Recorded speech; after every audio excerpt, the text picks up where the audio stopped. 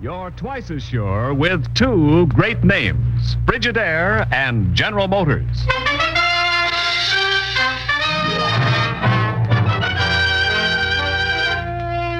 Frigidaire presents Herbert Marshall as the man called X. Wherever there is mystery, intrigue, romance, in all the strange and dangerous places of the world, there you will find the man called X.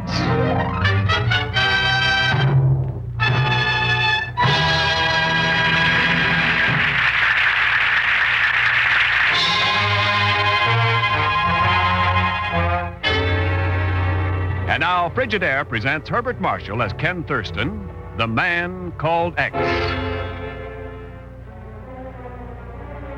In a government office in Washington, D.C., a moving picture is being shown to a select group of men. A top-secret film made at heavily guarded radar testing fields in the Arizona desert. Important test of the electronic brain in this radar-guided airplane is the landing. No personnel was aboard during these shots. The electronic brain performed all functions. Mr. Thurston, the possibilities of the electronic brain are almost limitless. Yeah, Colonel. For both good and evil. Why, what do you mean by that, Thurston? I just think what might happen if that little device fell into the wrong hands. The men you see now are some of the foreign scientists brought to this country to work with us in developing this remarkable invention. They, as well as our own experts. That man in the film, left at the end of the second road. You know that man? Why, yes, Thurston. That's Professor Hosmer. Hosmer? A famous French scientist now working at the Arizona testing grounds. Colonel, 3 years ago in France, I was caught in a bombing raid. So was Professor Hosmer. He didn't come out alive.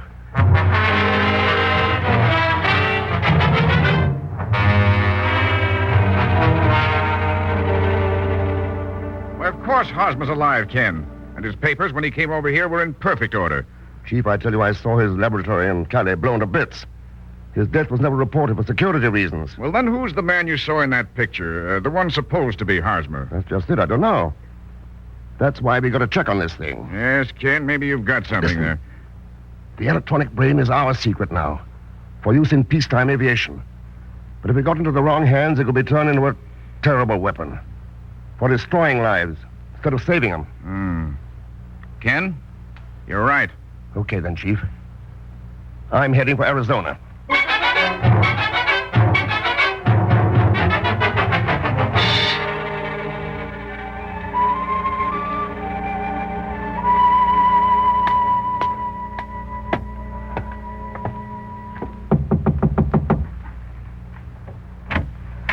Yes? Well, What is it you want, please? they told me Professor Hosmer lives here. I'd like to see him. Who are you? My name's Ken Thurston. Ken Fit. Come in, please. Oh, thanks. Well, looks like you're doing some packing. Photographic gear, doesn't it? That's right, Mr. Thurston. Oh, pretty valuable stuff, too. That infrared equipment, for instance. Mr. Thurston, perhaps you'd care to state your business here? It's with Professor Hosmer. Maybe I better tell him. He's not around right now. I'm Jean Alexander, his secretary. I'm sure I can handle it for him. Oh, I don't mind waiting. I'll stick around till he gets back. You'll have a long wait, Mr. Thurston. Professor Hosmer died last night. Huh? Pretty sudden, wasn't it? Very. Heart attack. There was nothing his physician, Dr. Brenner, could do to save him. It was a great shock to us. Yeah, I can see it's still a tough way to talk about it. Took you long enough to tell me. At least I should pay my last respects. Where can I see him? I'm afraid you can't, Mr. Thurston. According to the wishes of his sister, Evelyn Hosmer, the body has been cremated. The ashes were shipped to her in San Francisco this afternoon. Oh. Well, thanks anyway. I'd say goodbye, only I think I'll be seeing you again. Quite soon, Miss Alexander. Will you? I don't think I'd advise you to try it, Mr. X.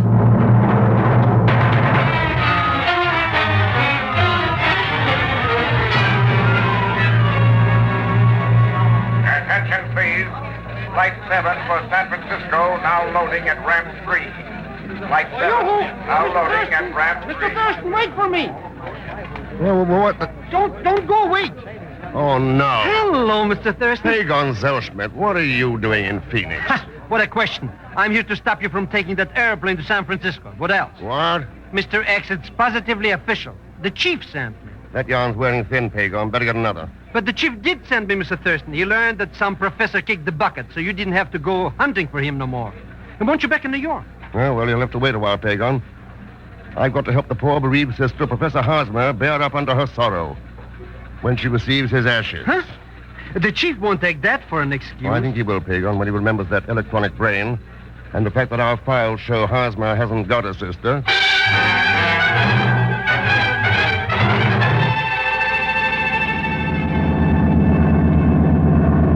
Mr. Thurston, why are we flying to San Francisco?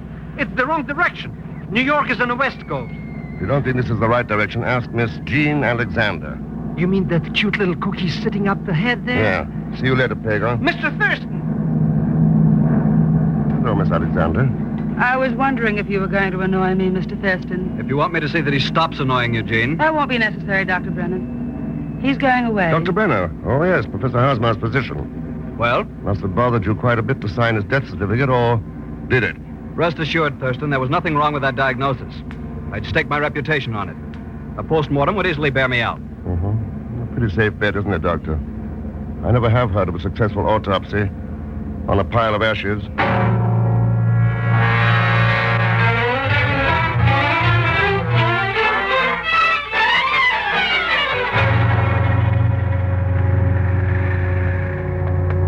Now, Pagon, you stay here while I go to see Evelyn Hosmer.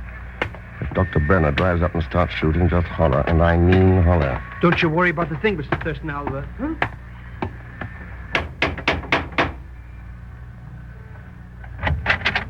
Hello, Mr. Thurston. Oh, you know me? But of course, I have been expecting you. Come in, won't you? I never refuse a lady's invitation when it's backed up by a cold automatic. You are very sensible, Mr. Thurston. The living room is that way. You will go first, please. I see your brother got here all right, Miss Hosmer. You are referring to the urn containing his ashes, no doubt. It arrived quite safely. Oh, so did that projection machine. For picture slides, isn't it? Part of my dear brother's photographic equipment. What's it doing here? You do not have to answer that, my dear. Hello. When did you come in? A moment ago, my dear Thurston, but before we continue this conversation, you have seen my gun, no doubt. Lest you are tempted to indulge in foolish heroics, please turn your back to me. Why not? Thank you, Mr. Oh, what are you doing here? Who are you? My dear Evelyn, that's nothing for you to be alarmed about. I'm your dear dead brother, Professor Hosmer. Brother? I've merely dropped in to collect my ashes.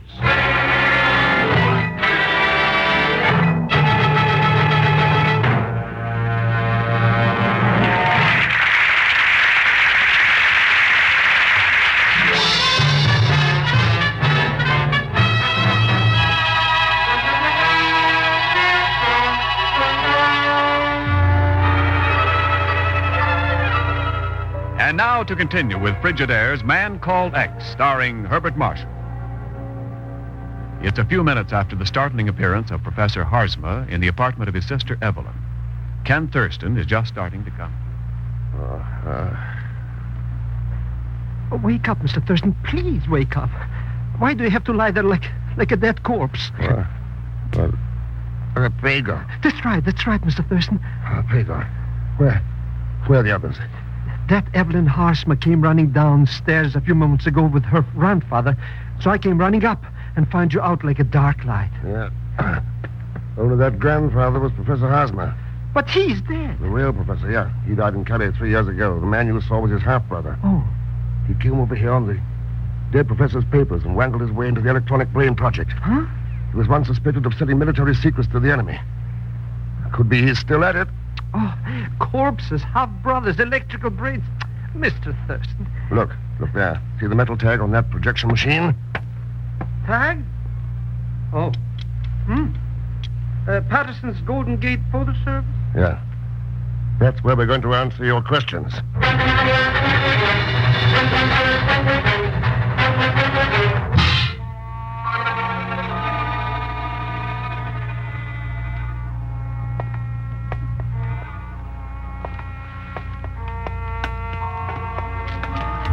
Thurston, there's no lights in the picture shop.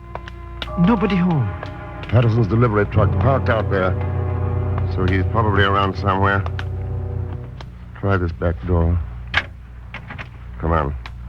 It's dark like the inside of coal here. This flashlight will help. Look at this place. What a mess. Cameras. Hey! Mr. Thurston. Pagan, that's Evelyn Hosmer. Oh. But who did it? And why was she killed here? Maybe that projector will tell us. Looks like she was operating when she was shot. Still a transparency in the film holder. Let's see. Look. There's a picture on the screen. It's that luscious little lady who was on the plane with us. Yeah, so it is. And look at that lovely bathing suit she's wearing. Mr. Thurston, did you have to turn off this light so soon? Let's switch on another one, Pagan. This one. Huh? What's that? An infrared tube attached to this projector. And I have an idea. Let's see. Double feature's no good, Mr. X. This one's got nothing but squares and lines in it with funny figures. That's an infrared photo of a blueprint, Pagan. A blueprint of part of the design of the electronic brain. It is? Yeah. Pasted between two identical ordinary transparencies. Takes infrared light to show it up. Imagine that. Hosmer made infrared photos of all the plans, then cooked up a fake death to clear himself of any suspicion. And the urn contained negatives instead of ashes. A perfect way to ship him safely. Wasn't so safe for that Sister Evelyn. She wasn't assisted. Just someone they'd hired, because she had the same name, to help him tripping up anyone who got suspicious and might have checked on him. Yes? Mr. Thurston. Mr. Thurston, somebody's coming in the front door. Yeah, quiet. Okay, I've got the negative. Now to the back door fast. Shh.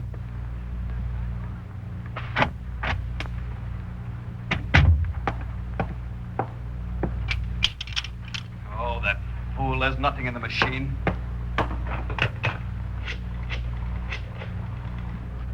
Hello, this is Brenner. I'm at the shop. There's no negative in that projection machine. All right, I'll look around. We haven't any time to waste.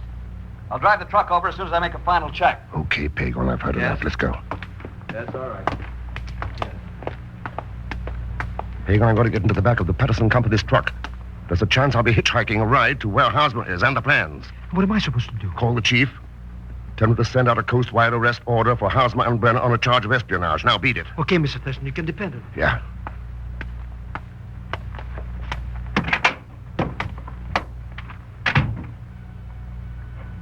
Oh, it's too dark in here to see, but that perfume tells me I've got company in this truck.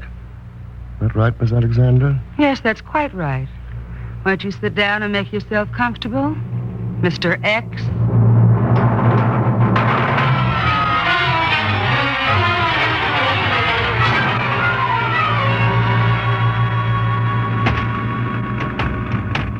Go on, Jean. Can Professor Hosmer plan this fourth step to protect himself from enemies? Foreign agents who'd known him overseas. They were after him because of his knowledge of the electronic plane mechanism. And I think Dr. Brenner is one of those enemies. That's why you followed into the photo shop and hid in this truck? Yes, I've got to find out the truth. For Professor Hosmer's sake.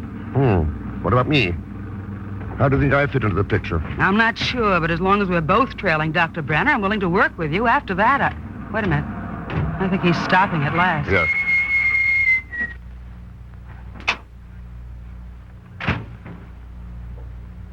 Ken, what if Brenner comes back here before we get out? And somebody's liable to get hurt. We'll know in a minute. Looks like he's gone. Come on, Jean. Fog out here. It's so thick you can't see 5 feet away. Where could we be? An hour out of San Francisco. All this fog, surf, and the smell of pines. We could be somewhere near Half Moon Bay. Quite right, Thurston. Professor Hosmer. We are at Half Moon Bay. Unfortunately, the fog prevents you from seeing it, but I can tell you that it's a beautiful place in which to live. And even a beautiful place in which to die.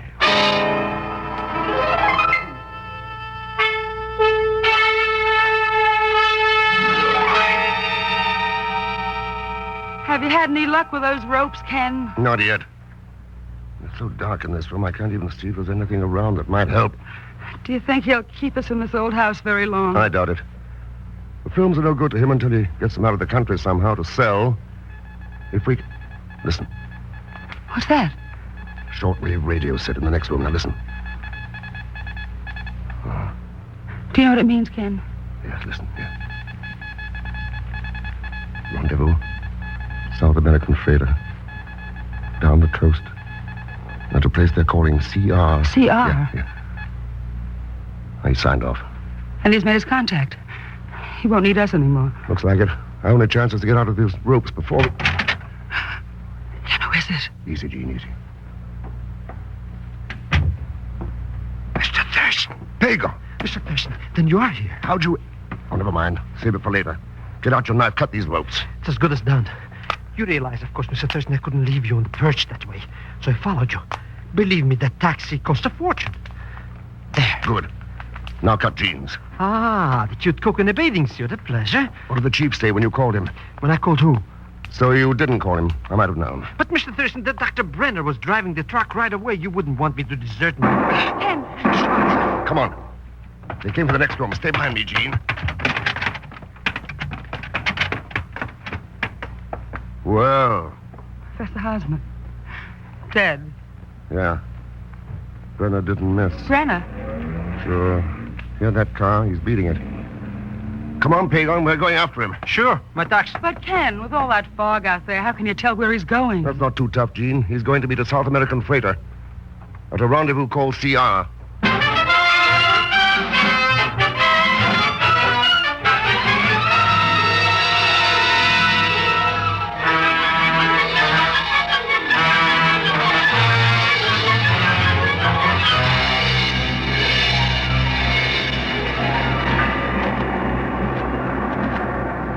This is it, Pagon. The Cape Reseda Lighthouse. And you think that Brenner the Good is out here? It figures. Down the coast from Half Moon Bay. CR for Cape Reseda, and there's his car. Here. Look out to sea. There, where the wind's lifting the fog. You mean that little light out there? Blinking on and off? Yeah. The freighter is signaling its position. And there, up in the tower, an answering light. That's where Brenner is. Come on, Pagon. But, Mr. Thurston, we haven't got any guns. And he likes to shoot people. Why don't we go back to Half Moon Bay and join that lovely gin? Quiet. We're going into this lighthouse.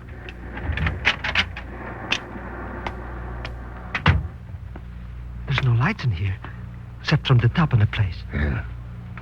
The light tower. And that's where Brenner is. Where's the lighthouse keeper? This is an automatic light. Come on. Up the stairway. But it's 2 stories high up there. I get dizzy in high places. A kleptomaniac, you understand? Oh, Mr. Thurston. Who is it? Who's down there? It's him. It's him. He's seen us. Who's there, I said? It's Thurston, Brenner. Thurston? That's right. I'm coming after those films. You're wrong, Thurston. You'll never live to get them.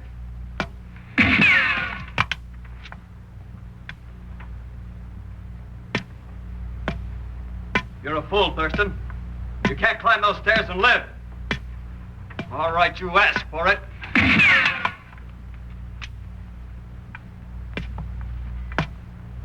You're mad, Thurston. Go back. All right, you've had your last chance. This time you're close enough so I can't miss. Mr. Thurston! So you wouldn't listen to me. All right, you see how you got paid off. You were a sucker, Thurston. You... No. No, you can't. That bullet struck home. I know it did. Thurston! 3 shots at Hosmer. 3 at me. Count 'em, Brenner. That gun of yours is empty. All right. Now let's have those films. No. No, I've got an ace up my sleeve. The sea ladder out on the light walk. Come back here, Brenner. You'll never make it down the ladder in that wind. You haven't won yet, Thurston. Brenner, that ladder's as slippery as ice. You can't make it. Goodbye, Thurston. I've taken the last trick after all, like. Thurston! My foot slipped. Help, I'm gonna fall. I'm going to... Yeah. The last trick, Brenner.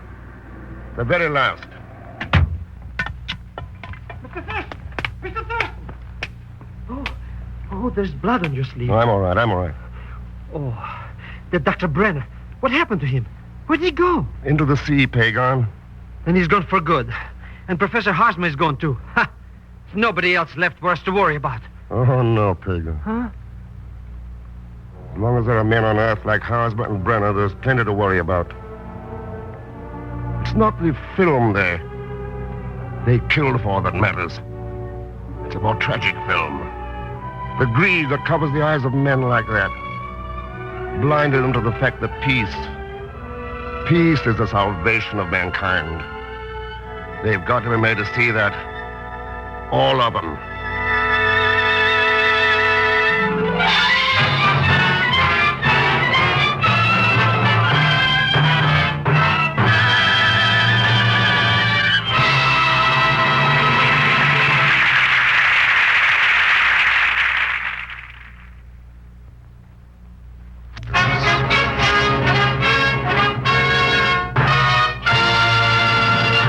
Frigidaire star, Herbert Marshall. Thanks for being with us.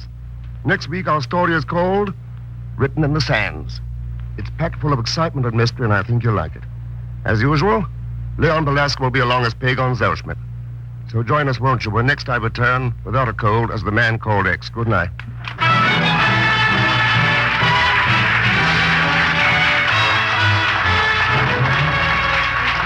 Frigidaire's Man Called X is directed by Jack Johnstone, with music composed and conducted by Johnny Green. Tonight's story was written by Sidney Marshall. And so until next week, same time, same station, this is Ken Niles speaking for Frigidaire, made only by General Motors. All characters and incidents used on this program are fictitious, and any resemblance to actual persons or incidents is purely coincidental.